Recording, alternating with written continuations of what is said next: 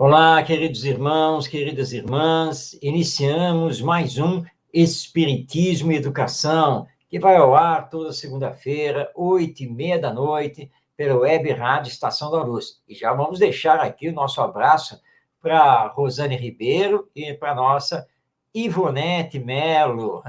Já estão aí participando do nosso programa e você também pode fazer essa participação, porque estamos aqui ao vivo. Mas antes de começar propriamente, vamos rogar as bênçãos do nosso Mestre Jesus, para que estejamos aqui envolvidos em vibrações de paz e amor, que são tão necessárias para a vida humana. Mas já está aí na tela o nosso Ronaldo Gomes. Ronaldo, seja bem-vindo. Muita paz, gratidão, Marcos Tavares, e a todos aí que estão nos dando essa força. Muita paz. Hoje o tema continua, dando continuidade ao que estamos aqui colocando sobre a importância dessa infância, da criança e a família. É isso aí. Bom, então nós vamos hoje fazer a segunda parte do nosso diálogo, do nosso bate-papo sobre criança e família, com base neste livro que está aí na sua tela, que está na tela agora, né? O livro Terapêutica de Emergência de Espíritos Diversos, a psicografia do Divaldo Pereira Franco. Especificamente, nós estamos utilizando o capítulo 13, que tem por título Criança e Família, e que é uma mensagem do espírito Benedita Fernandes. Para quem não conhece, Benedita Fernandes viveu entre os séculos XIX e XX e fez uma obra grandiosa, espírita, na cidade de Araçatuba, no interior do estado de São Paulo, inclusive fundando e dirigindo um lar para crianças órfãs. Então, a partir dessa mensagem da Benedita Fernandes, é que nós estamos aqui conversando sobre a criança e a importância da família para a criança. Então, Ronaldo, eu vou passar para você, para que você, então, inicie, então, o nosso bate-papo, a nossa conversa. Pois bem, Marco, dando continuidade a essa importância da família, e ela diz aqui da família moderna. Moderna sempre foi, né? Cada ciclo da humanidade é uma família moderna. Cada época é só família moderna. Mas hoje, com a frente à tecnologia, a informação chega muito mais rápida, o conhecimento, então, ele acaba se arvorando numa rapidez tão alucinógena, vamos colocar assim, que aqui a gente até acaba se perdendo. Porque uma coisa são as informações reais, corretas, e outras coisas são, e hoje nós chamamos de fake news, que também está muito gritante. E que a grande demanda sobre as fake news, acaba realmente acarretando nas mentes ainda informações totalmente deturpadas. Então, ela diz aqui, detemos-nos a examinar o problema da criança no contexto da família moderna, quando os sentimentos do amor e do dever... Olha só, hein? Boa noite, Wilson. Muita paz. Quando os sentimentos do amor e do dever se fazem substituídos pelas fórmulas simplistas e pelas ações fáceis, mercantilizadas de assistência moral e educacional. Marcos, eu dei uma preleção antes para que pudéssemos dar uma visão sobre as fake news, etc., que está muito intrínseco aqui.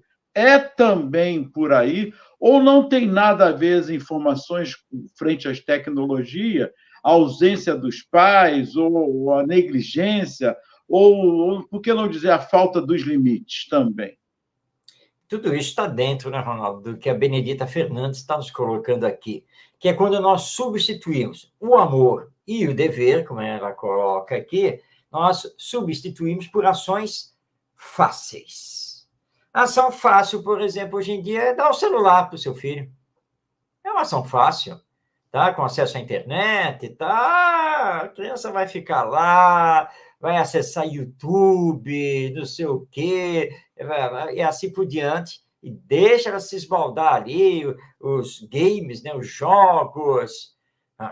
Então, essa é uma ação fácil. Outra ação fácil é, por causa dos reclamos dos filhos, você pegar, tá bom, vamos para o shopping. E, claro, você vai pegar um shopping que tem atrações infantis, um parque, alguma coisa assim, e aí é só soltar as crianças, né?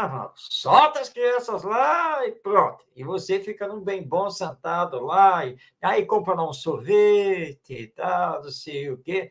Aí deixa-se o cara gastar as energias 3 horas, 4 horas lá dentro, e você está fazendo o quê? Nada. Tá assim, dá uma olhada de vez em quando, isso aqui, dá uma chamada de atenção. Então, é o que a Benedita Fernandes coloca aqui como ações fáceis. Isso, quando você tem do poder aquisitivo, você não transfere mesmo os cuidados, a orientação, a educação para terceiros, como é a creche, por exemplo, a escola de educação infantil, a babá, o vizinho, a avó, não? E assim por diante. Né? Quer dizer, você terceiriza. Então, são fatos da nossa atualidade. Porque a Benedita Fernandes, antes deste texto, ela tinha dito que ela não ia falar de crianças carentes, abandonadas, nada disso. Mas a criança que tem família, a criança que tem seus pais, a criança que tem no lar, e nós ficamos assistindo isso. Acontece que se os pais só ficam nessas ações fáceis, abrindo mão do seu dever de educar, depois não podem se queixar nas consequências, nos resultados disso. Né? Por que os filhos vão respeitar os pais se esses pais nunca dedicaram amor, verdadeira atenção, nunca deram a verdadeira orientação?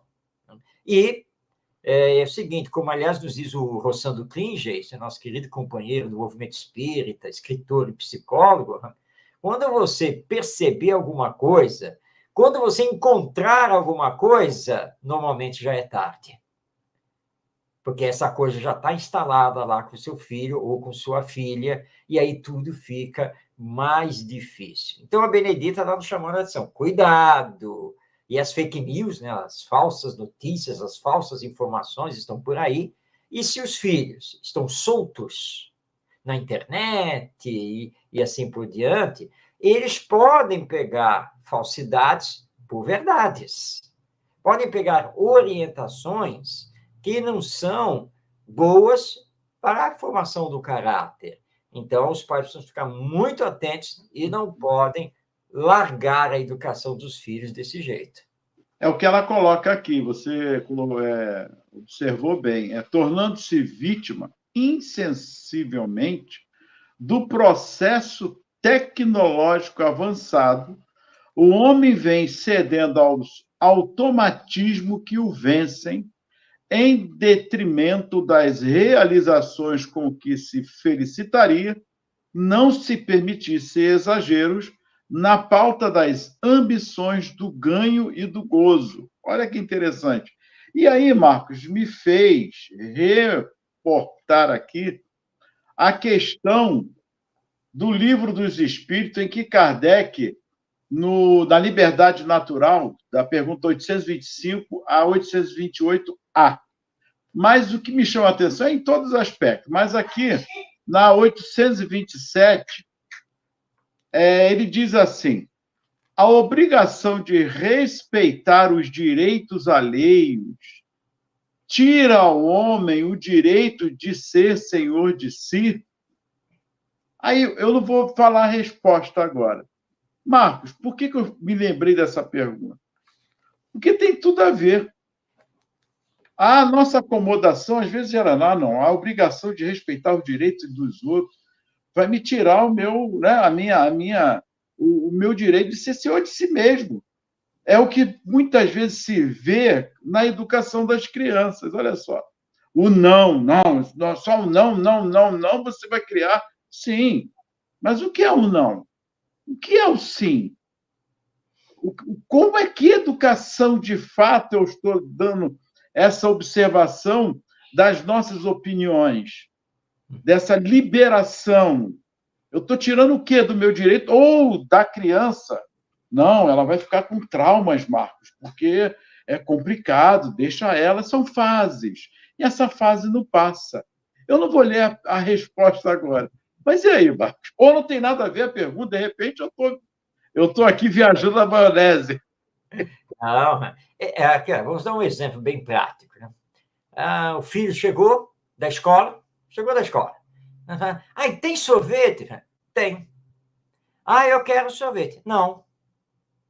Não, que primeiro você vai ter que tomar banho, tirar esse uniforme, almoçar. Agora, depois sim, porque sorvete é sobremesa, não é alimento principal.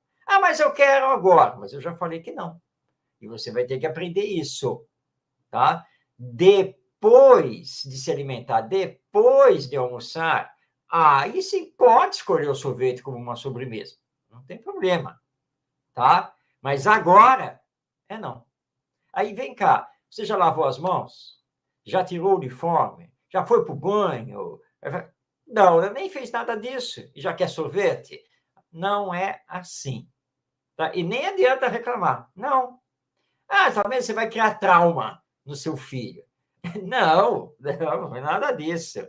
Na verdade, ele tem que entender, primeiro, limites, que cada coisa tem seu lugar e tem a sua hora, tá? Ele precisa aprender de ser disciplinado, organizado, e você está, na verdade, trabalhando isso com esse espírito, para não deixar que ele cresça de qualquer jeito, porque se ele crescer de qualquer jeito, vindo aqui para essa questão, aqui a 827 do Livro dos Espíritos, ele não vai saber respeitar os direitos dos outros.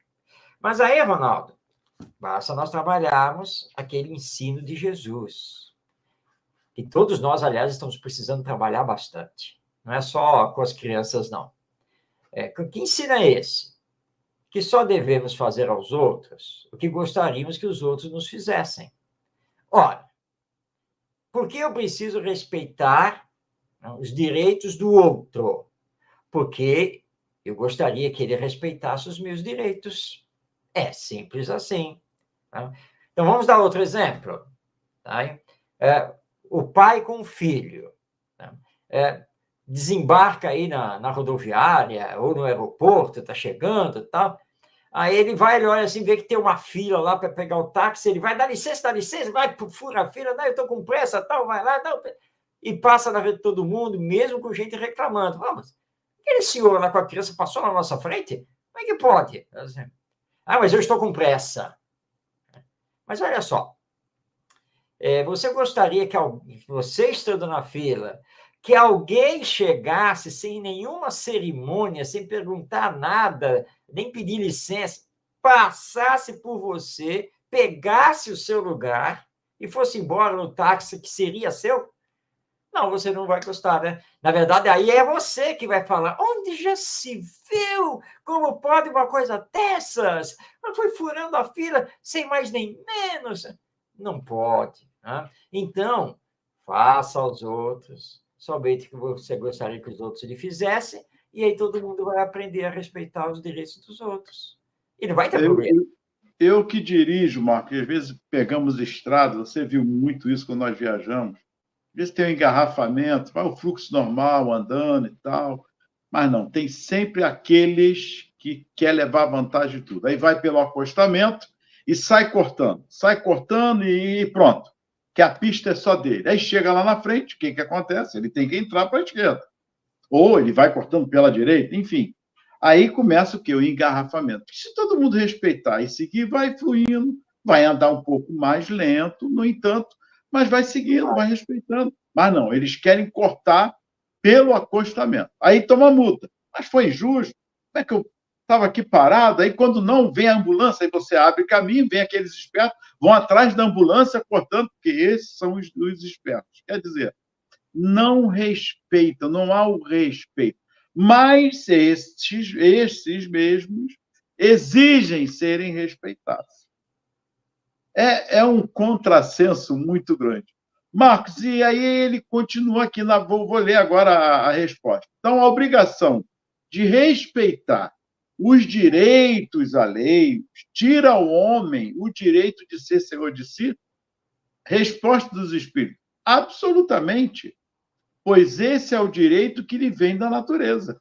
É uma via de mão dupla. Mais interessante agora é a pergunta 828A. Perdão, 828. Vamos na pergunta 828. Depois eu vou para. Não vou pular, não. Como conciliar as opiniões liberais de certos homens com o seu frequente despotismo no lar e com os seus subordinados? Porque é justamente aqui, essa é a chave que ela está colocando aqui em toda a observação dela. Olha a resposta dos espíritos. São os que possuem a compreensão da lei natural, mas contrabalançada pelo orgulho e pelo egoísmo. Sabem o que devem fazer, quando não transformam os seus princípios numa comédia bem calculada, mas não o fazem. E você, Marcos? É hipocrisia. Tá? Vamos passar isso aqui por um exemplo no centro espírita. Você é convidado para fazer a palestra, prepara a palestra lá dentro do tema e vai para o centro espírita.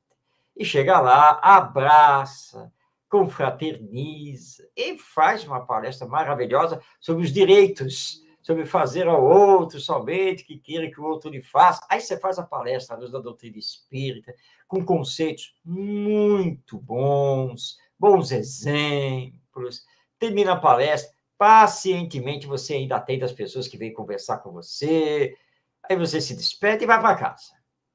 E aí, quando chega em casa, você deixa a palestra lá no centro espírita, na rua, né? E aí você é o tirano doméstico. Aí exige isso, quer aquilo, briga, que não sei o que lá, não permite isso. Né? Então você é o dono de tudo dentro de casa. Aí ninguém pode abrir a boca. Aliás, ai de quem abrir a boca. Tá? Ué, mas como é que pode? Fez uma palestra tão brilhante, conceitos tão maravilhosos, profundos, mostrou conhecimento da doutrina e do evangelho, e em casa é esse tirano. Então, aí é o que os espíritos explicam. Acontece que, para ele, tudo isso ainda é teoria. Na prática, ele se deixa levar pelo egoísmo e pelo orgulho. Muitas vezes ele não percebe isso, mas outras vezes faz de forma calculada. É o lobo em pele de ovelha, como disse Jesus. Então, ali, no centro espírita, nossa, ele é todo amor, bondade, fraternidade, dá aula de espiritismo, mas quando sai, aí é o lobo voraz. Então, o trabalho que nós temos que fazer é o trabalho educacional de autotransformação moral, que não é nada fácil de fazer, porque nós temos, antes de mais nada, que ter a coragem de olhar para nós mesmos e detectarmos em nós o que temos que mudar, o que precisamos realmente melhorar. E nada melhor do que a família para você fazer isso, pedindo que os próprios familiares falem para você, falem de você para você. Claro que você tem que estar, de fato, aberto às críticas que vão ser feitas para o seu bem, para que você possa, então, realizar essa transformação. Muito bem. E ela continua, dizendo-se vítima, e muitos de nós nos fazemos de vítimas das pressões de várias ordens, em decorrência dos impositivos do momento, a criatura entrega-se em fânia extenuante ou aventureira, à conquista dos valores amoedados, transitórios, elaborando mecanismos escapistas para o prazer, com os quais espera fugir às neuroses, não possuindo tempo nem paz para os deveres gratificantes da família, do lar, da prole.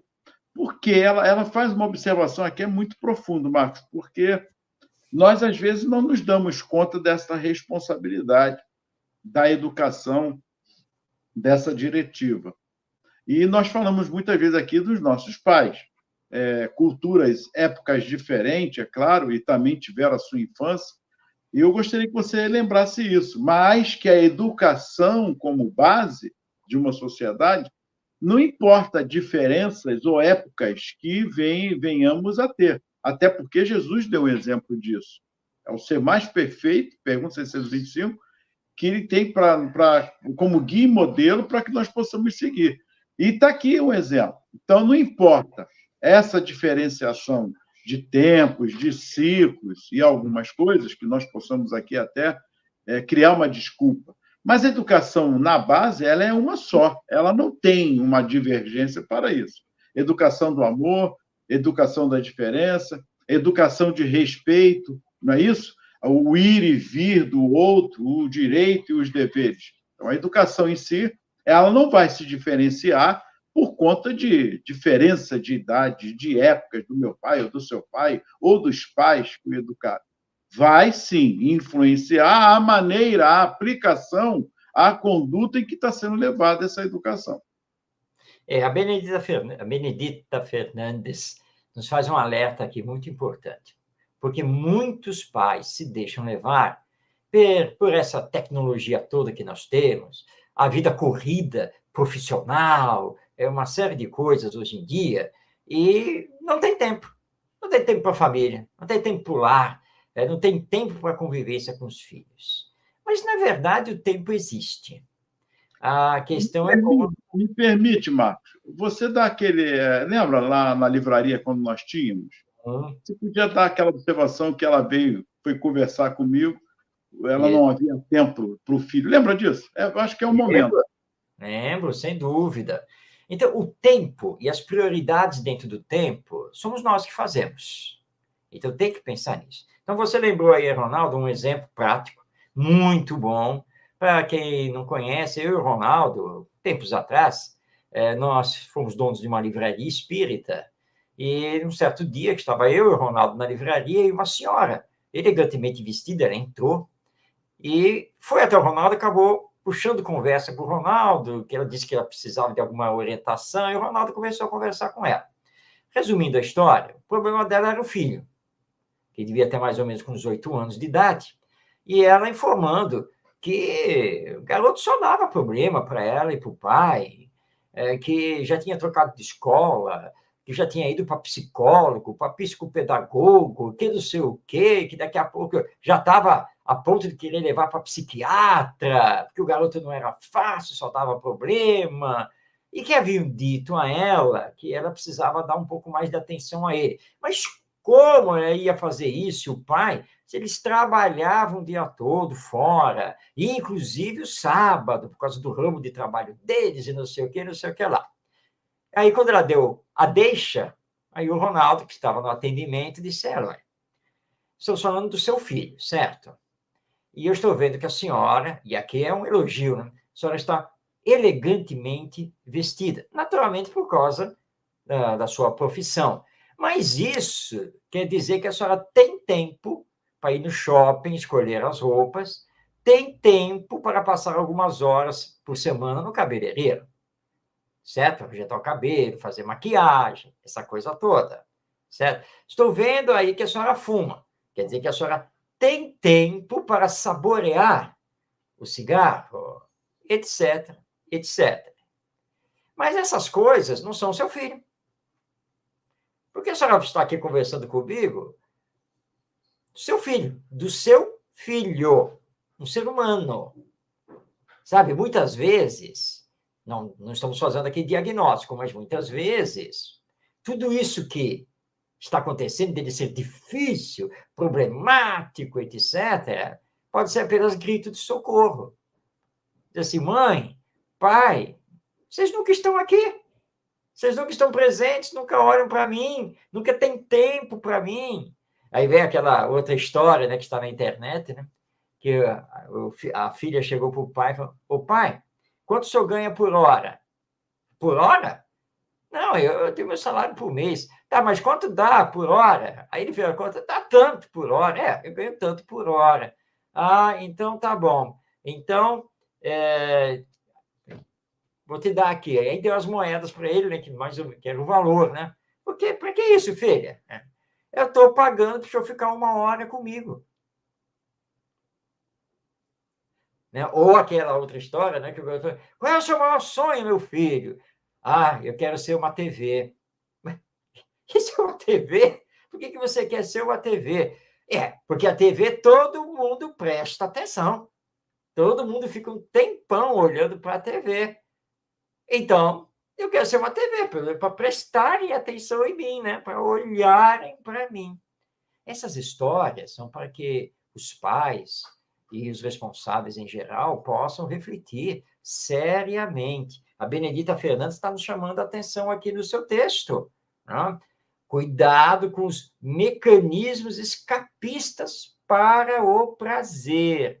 Nós acabamos de ter um crime perpetrado aqui na cidade do Rio de Janeiro, né? Em que uma criança de 4 anos acabou sendo assassinada, né, depois de ser estuprada. Mas por quê? Porque a mãe largou as crianças pequenas em casa porque ela foi se divertir no forró. Não estamos aqui para julgar a mãe, as circunstâncias, nada disso. Mas olha que situação, a fuga para o prazer no lugar da educação, da orientação e da proteção dos filhos. Então, este é um assunto realmente muito sério. E você fez uma abordagem muito boa aí que eu gostaria, eu vou dar continuidade aqui na leitura do texto, mas que você também, que sempre é oportuno em relação também ao Kardec, que ele visita aquela família da criança. É muito oportuno, para que possamos observar como o egoísmo, como ela coloca aqui, o egoísmo e o orgulho, como coloca os espíritos também, ele é sutil, ele se disfarça de várias maneiras, como se fosse uma verdade, como se fosse uma coisa normal, perante uma educação que se torna totalmente desproporcional, como sendo normal e não é. E Kardec aí, nesse caso, você lembra, né? Então, nós vamos aqui ler e você dá continuidade, por favor. Os cônjuges, em decorrência desse aturdimento, saturam-se com rapidez, engendrando técnicas de liberação, olha aí, ou desfazendo os vínculos matrimoniais que foram estabelecidos à pressa, atendendo a caprichos infantis, possessivos, ou a interesses outros, subalternos, aos quais arrojam, sem melhor exame, o destino e a responsabilidade.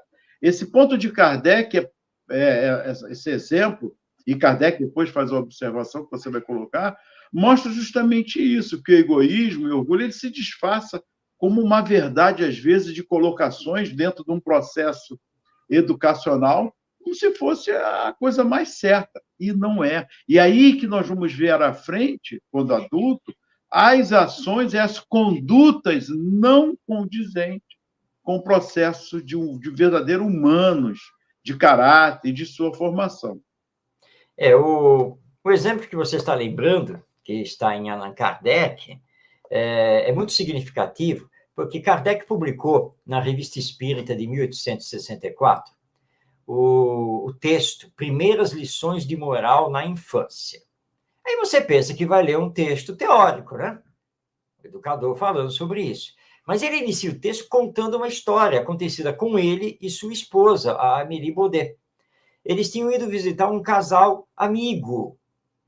E nessa visita, eles foram mais para o final da tarde, né? Então, eles iam tomar um chá.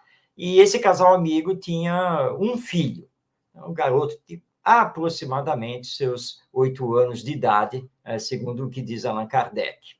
E chegaram lá, foram muito bem recebidos, conversa daqui, conversa dali. E a anfitriã foi preparar a mesa para servir o chá, o café, tal, né? E ela tinha feito um bolo e tal. E quando ela já estava lá com a mesa praticamente posta, bateram a porta e ela foi atender. E era uma menina mendigando. Então, ela pediu para que a menina esperasse, voltou lá dentro, para dentro de casa, e assim, tem uma menina, ela está mendigando, eu vou dar aqui um pedaço de bolo para ela, tal, assim, tá? Então, ela cortou o pedaço de bolo, colocou num prato e tal, se virou para o filho, com seus 8 anos, assim, filho, vai lá, tá? A menina está esperando lá na porta, vai lá e dá esse pedaço de bolo para ela. O garoto olhou para a mãe, e respondeu: não vou, não. A senhora não fez o bolo para nós? Então o bolo é nosso, é meu. Aí a mãe olhou para o garoto, olhou, né, para o Kardec e a Amélie Baudet, né? Ficou numa saia justa, né? E aí agora, né? Olhou e tomou a seguinte atitude: olha só, meu filho, se você não levar esta fatia de bolo para aquela criança que está mendigando, eu vou levar o bolo todo. Aí o garoto, mais do que depressa, pegou lá o pratinho lá com um pedaço de bolo e levou. Conforme ele foi, ela então, satisfeita, olha para Kardec e para Amélie e diz assim: viu? Como nosso filho já sabe fazer a caridade. Aí o educador Kardec escreve: não, ele não aprendeu a fazer a caridade. Ele foi reforçado a ser egoísta. Porque qual é a cena? Se você não levar a fatia de bolo, você perde o bolo.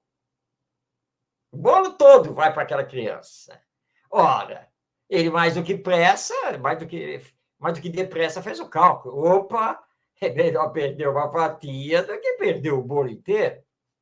Então, se ele foi dar a fatia, não foi por amor, não foi por caridade, não foi por um verdadeiro sentimento de auxílio ao próximo. Ele fez egoisticamente. Eu dou a fatia de bolo, mas em compensação vou ficar com o bolo todo e vou poder comer tanto quanto eu quiser. Então, os pais precisam tomar muito cuidado. Alguns erram por ignorância, erram tentando fazer o certo, mas tem que tomar muito, muito cuidado, porque a orientação moral, a formação do caráter, ela está na dependência do trabalho dos pais e responsáveis. Então, precisamos tomar cuidado com os exemplos que nós damos, com essas falas que na verdade, remetem a criança a aprender a ser egoísta. Essa que é a verdade. E, às vezes, egoísta, violenta, orgulhosa, é isso que ela está aprendendo em casa.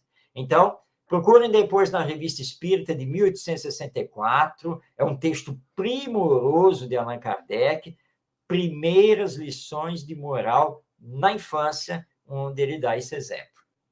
E ela continua aqui. Outras vezes, em face ao desgaste resultante dos excessos de qualquer porte, adotam atitudes extravagantes, de demasiada permissividade ou de irritação e desmando, dando curso a estados instáveis e emocionalmente inseguros em que os filhos se desenvolvem entre indiferenças, desagrados, mimos impróprios e complexidades emocionais, geradores de futuros distúrbios do comportamento. E a psicologia fala muito sobre isso. Muitos transtornos são consequências de uma educação negligente ou de excessos em permissividade, como ela coloca aqui. Por quê, Marcos? Até mesmo por conta dos limites que não são dados. Eu falo como educador, como professor. O que eu observo e venho observando nas escolas é muito disso. Até a ansiedade dos jovens é como se fosse uma cobrança dos pais se não tirar a nota que você tem que tirar. E a criança, eu falei, peraí, o que está vendo? Eu vou relatar, estava ansiosa, porque eu vou dormir 11 horas da manhã, aí 4 horas da manhã eu levanto para estudar, porque é a prova, aí eu vou, almoço, aí venho para a escola, chego, sai daqui, quando chego em casa, 5h30, 8, quando chego em casa, 6 horas, tomo um banho, estudo, vou até 11 horas. Eu falei, peraí, está tudo errado. Mas meu pai, minha mãe, está errado. Pode pedir seu pai e sua mãe para vir conversar com a coordenação, mas eu vou dizer, aí comecei a orientar ela e tal, passou uma semana, estuda assim, 2 horas de manhã, 2 horas à tarde, o sábado e domingo estuda, vai brincar, você tem que se divertir sim, você tem que estudar, parabenizo, mas você tem que ter o seu momento para sua mente estar descansando. O que você gosta de falar? Eu gosto de ir no shopping, vai ao shopping. Gosta de ver filme, ler algum livro, façam tudo isso, mas procure fazer primeiro o que eu estou falando e eu quero que seu pai e sua mãe venham aqui. Sei que passou uma semana, mas ela estava outra. Ela disse que estava. É como se fosse um peso e criando uma ansiedade nela, ela dando falta de ar, parecia um ataque cardíaco. Quer dizer, olha que situação. Eu estou dando só a ponta do iceberg, porque também tem aqueles pais, sem, vou dizer aqui, eu até parabenizo, mas é uma que a criança fica, o jovem fica, às vezes, aturdido e perdido, que é um outro ponto também. É verdade, Ronaldo. São os dois extremos, né? O primeiro dessa cobrança excessiva. Eu tenho um caso, por exemplo, do meu conhecimento, em que a mãe exige que o filho tire 10 em todas as matérias, em todas as provas, em todos os testes. E uma certa vez tirou 9,5. A casa caiu, porque tirou 9,5. 9,5 é excelência.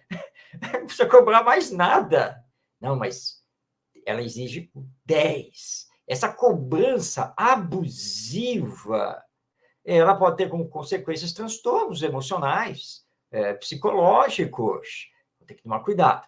Aquela outra cena, né, que o pai chega do trabalho, vai a filha conversar, o filho conversar com ele, o pai, depois, acabei de chegar, depois. Não, mas eu só queria mostrar, eu já não falei que é depois? Que coisa chata. Cara, vai ficar pegando no meu pé o tempo todo? Falei que depois, entendeu? Vai lá pro seu quarto. Não, mas eu estou assistindo a televisão. Mandei pro seu quarto. Vai pro seu quarto agora. E você aprende a respeitar o seu pai. Eu falei que depois eu ia conversar com você, então é depois. Que coisa! E bota lá o garoto de castigo. Mas também tem o outro lado, né? Tem o outro lado. Aí a mãe, lá com o filho apronta, faz alguma coisa, vem uma reclamação da escola, ela vai na escola, e você já cansou de assistir essa cena também, né, Ronaldo? Vai lá, meu filho, vocês aqui não veem o que os outros garotos e as garotas fazem aqui nessa escola. Porque a professora, porque a coordenação, porque a direção, porque o inspetor, porque não sei o quê. Filho, não. Mas, na verdade, é ele que apronta. Então, é o que a Benedita Fernandes coloca aqui no seu texto. Nem indiferença e nem cobrança exagerada. Os pais precisam procurar ter equilíbrio na convivência com seus filhos, na orientação e na educação. Agora, todos esses exemplos que você deu e que eu acabei de dar, Ronaldo, mostram que são pais que precisam se educar. E aí é que está. Esse é o grande segredo da educação. Para bem educar, você precisa se educar. É que nem aquela cena, né? Que pega a filha, ô mãe, e solta lá uns palavrões. Aí a mãe, não fale assim comigo. Não admito isso aqui dentro de casa, sua isso, sua aquilo. Aí depois o pai chega, você tem que conversar com a nossa filha. Não, nossa não, sua filha. Você tem que conversar com a sua filha, que é a transferência, né? Mas por quê, mulher? Porque ela anda falando palavrões. Deve estar aprendendo lá nessa escola. Essa porcaria de escola, essas escolas de hoje, etc, etc. Na verdade, a mãe e o pai, falam palavrões assim, à vontade, dentro de casa. Ela não está aprendendo na internet, nem na rua e nem na escola. Ela está aprendendo a usar os palavrões com os pais, dentro de casa. Então, os pais precisam se olhar, se educar, para poder realmente bem educar os filhos. E você está tocando um ponto importante, porque quem olha assim, nós falamos, parece até que nós somos os perfeitos, os pais perfeitos. E é bom retratar que não, nós também pecamos. Claro. Hoje eu já sou avô, Marcos também, mas pequei em alguns momentos, refleti, afinal são 3 filhos, né, idades bem diferenciadas, de 6, de 4, enfim. Então, quer dizer, mas a educação é a mesma. E o do mais velho, já para o segundo, Marcos presenciou o mais velho, mas a educação foi igual para os 3, com um pouco mais de uma observação e exagero de minha parte, eu sei disso, mas ele hoje já está com 33 anos, ele fala, não, pai, mas se não fosse daquela maneira, eu acho que eu não seria hoje, não. Hoje é até advogado. Né, Marcos? Você lembra? Mas eu me senti, eu falei, mas eu estou errado, eu estou pecando em alguma coisa, tentando. É uma auto-observação, uma autocrítica que você tem sempre que fazer. É o passo. Eu estou dando só um para ajudar quem estiver nos assistindo. Façam sempre uma autocrítica. Outro ponto, cuidado. Pegue sempre os exemplos dos seus pais ou de quem criou vocês do lado bom. O que não prestou, não faça. Não é aquele discurso, não, minha criação vou dar para meu filho, vou dar outro, vou liberar tudo. Não é isso, porque esse é o erro. Será que não houve nada de bom? Apesar de ter alguns erros dos pais ou quem o criou? Não é, Marcos? Senão você fica muito preso a essas observações e fica assim, vou repetir, não, vou liberar para meus filhos porque a educação que eu tive não prestou. Não é por aí. Com certeza, se você chegou até aqui, alguém te educou e muito bem. Pecou, errou, falhou em algum momento pelos excessos, mas te educou. Então, pegue os exemplos bons e faça disso no seu dia a dia, dentro do seu lar, porque isso é importante. E o terceiro ponto, que está ligado ao primeiro, com essa autocrítica, é a família, a esposa, o cônjuge, como ela coloca aqui. E tem que se chegar junto. Se não é aquele erro, Marcos colocou, mas tem aquele também, fale com seu pai. Não, fale com sua mãe. Aí a criança que não é boa, aliás, tem exemplo para isso. Você poderia dar um exemplo, né? Tem vários exemplos sobre isso. Então, fala com seu pai e fala com sua mãe. E aí, o que a criança faz? Opa, já pegou o ponto fraco dessa educação do jogo do empurra, do ping-pong. É verdade, Ronaldo. Isso é uma questão muito grave, né? Porque é se desviar do dever, da responsabilidade do educar. Você transfere para outro cônjuge. Vai lá falar com a sua mãe. Vê lá com o seu pai, que ele decidir, está decidido. Você está transferindo. Não. Se o filho chegou para você, então você vai sentar e conversar, vai ouvir, vai trocar as ideias e vai tomar uma decisão, vai dar a sua orientação. Agora, outra questão é que os cônjuges não podem o tempo todo ficar com orientações diferentes. Aí o filho vem conversar com você. Olha só, filho, eu acho, não sei o quê, na minha opinião, o que eu vejo, olha, não, por causa disso, daquilo e tal, aí você tem toda uma conversa em torno do não. Mas o filho pega e vai falar com o outro, né? Conversou com a mãe foi não. Deixa eu conversar com o pai. Ô, pai, isso. Vai na boa, meu filho. Fica pensando duas vezes, não. Nem sei por que está vindo conversar comigo. Você tem liberdade. Aí ele falou, sim, mas assim, né? Todo aberto. Deixa. Bom, qual é a tendência do filho? Aí seguiu o sim do pai, né? Porque, liberdade total. Papai está dando liberdade total. Não está questionando nada. E, claro, com o respaldo, neste caso aqui, do pai, lá vai ele. Claro. Agora, se acontecer alguma coisa, tá? Depois que aí o casal vai brigar. Tá? Mas não tem que brigar. Tem que conversar, tem que dialogar. Não, mas o que a maioria faz? Briga e briga na frente do filho. Se acusando mutuamente. Com o filho assistindo a cena toda. Eu vou dar um exemplo, perdão, mano. Uma vez o meu filho chegou assim. Ô pai, eu posso fazer? Eu não lembro o que foi. Eu falei assim: o que sua mãe falou? Ainda não falei com a minha mãe, então você vai lá primeiro falar com ela, depois você volta aqui. Aí ele desagou. Ele não veio nem falar comigo, porque já tinha falado com a mãe. São técnicas que você tem que usar às vezes para observar. Exatamente, né? E aí, o filho vai entender que tem diálogo, né? Que os pais dialogam, que os pais se interessam. Claro, os pais não vão pensar e agir sempre da mesma maneira. Isso é natural, são duas individualidades. Mas, então, nesses casos, os pais, né, ao se recolher, né, têm que conversar sobre isso, sobre aquilo, e chegar a pontos comuns dentro da orientação e dos exemplos que estão passando para os filhos. E não fazer do lar, da casa, uma praça de guerra.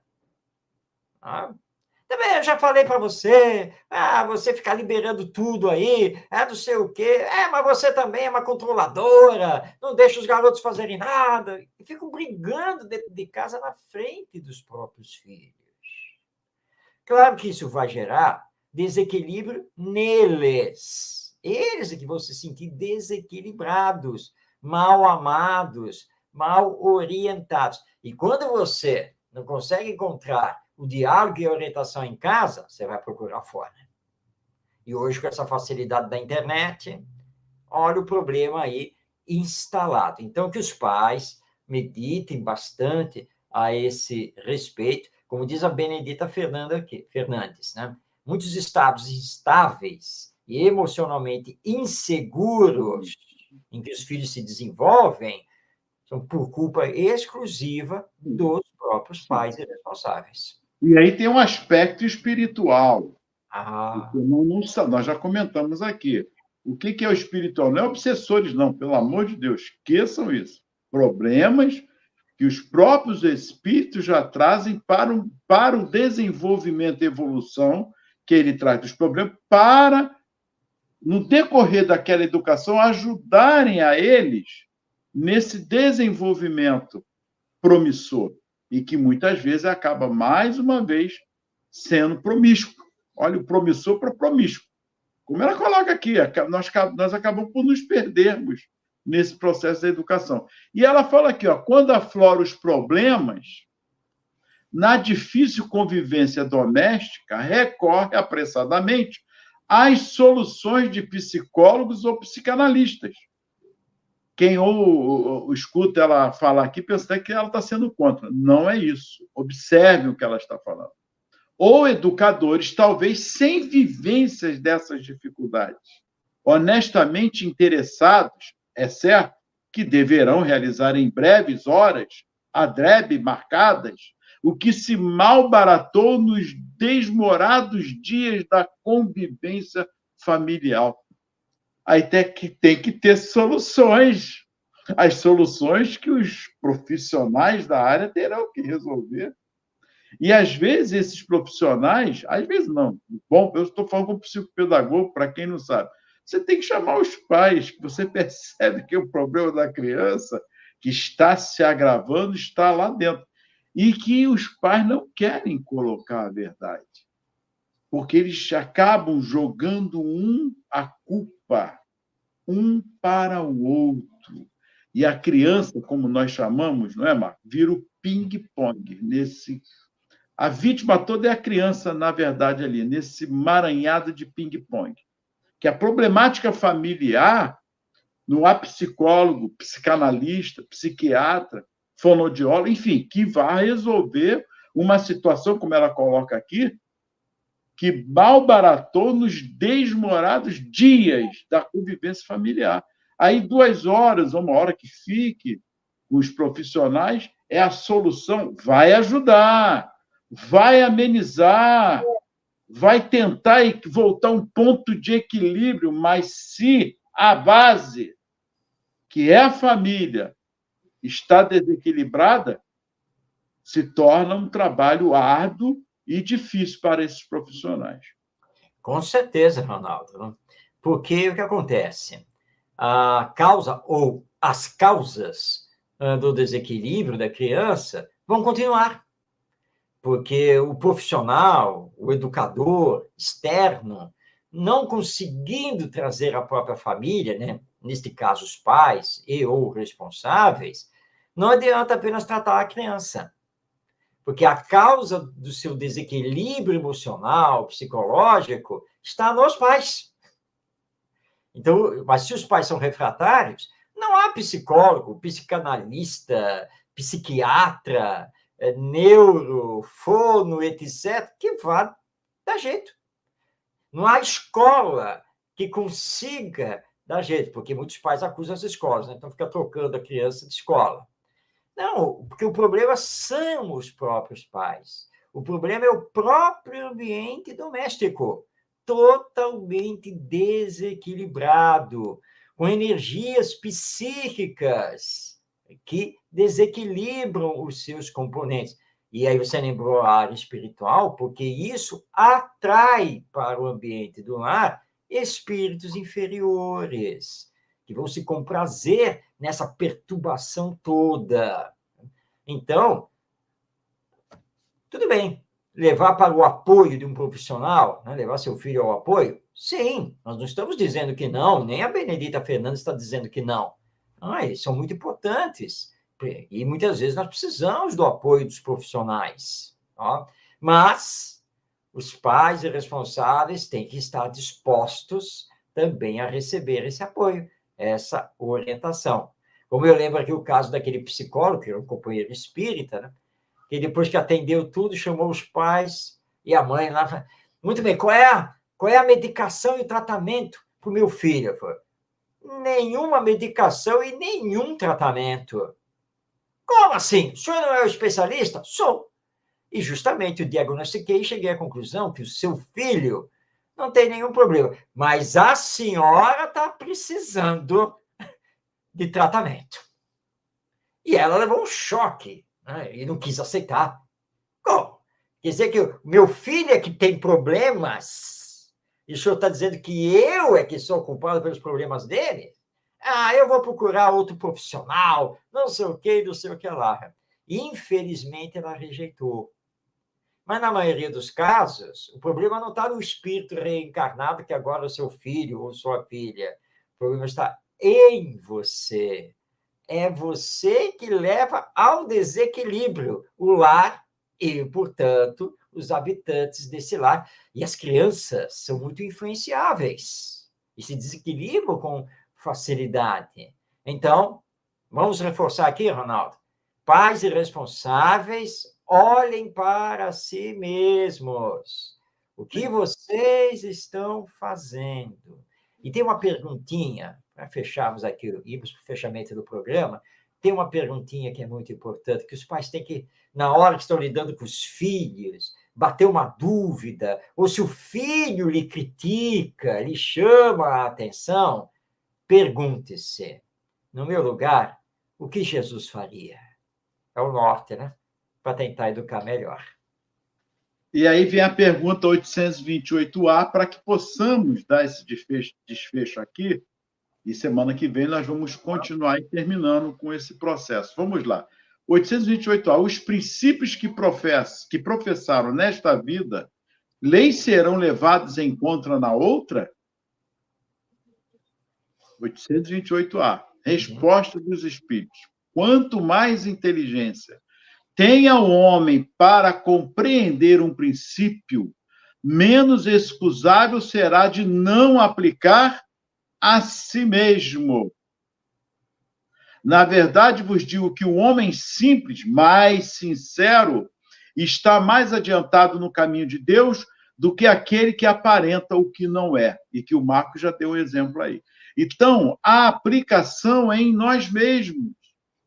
Os próprios filhos contra meu filho, perdão. Eu já fiz isso várias vezes, até agora grande eu faço.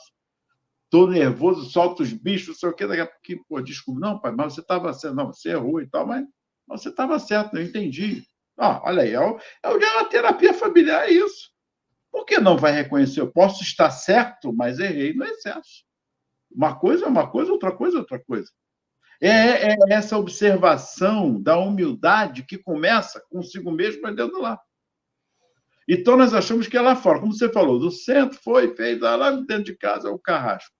Quer dizer, não há a humildade da colocação, da observação consigo mesmo. Como ele disse, menos excusável será de não aplicar a si mesmo, porque não é mais por conta de uma ignorância, ou seja, de ignorar, a ignorância de ignorar. Não, espera aí. Marcos, convenhamos, século XXI não cabe muita desculpa para muitas coisas, não. Algumas coisas, me perdão, mas a gente tem que fazer uma autoavaliação diante de muitos de muitos fatos que nós erramos. Como você disse, a mãe, não estamos aqui para recriminá-la. Ela já está pagando um preço por ter a filha de 4 anos. Não é fácil o que ela já está passando. Creio eu, que ela já acabou a vida dela.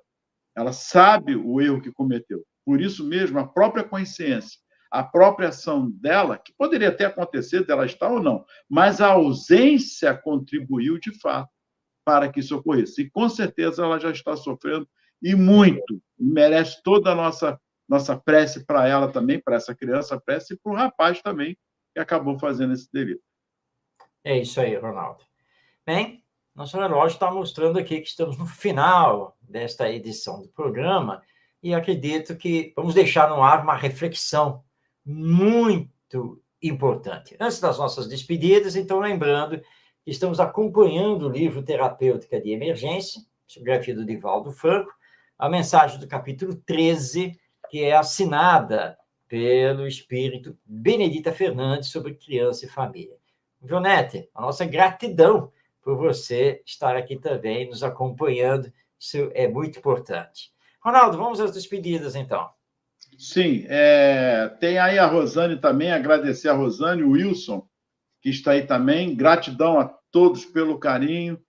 E, Marcos, semana que vem promete mais uma observação, mais uma reflexão sobre esses aspectos. Muita paz, que Jesus nos abençoe, gratidão. Muita paz a você que nos acompanhou, receba o nosso abraço e que possamos nos encontrar na próxima semana. Não esqueça, hein? Segunda-feira, 8h30 da noite, pelo Web Rádio Estação da Luz, com mais um Espiritismo e Educação. Muita paz em seu coração e um grande abraço.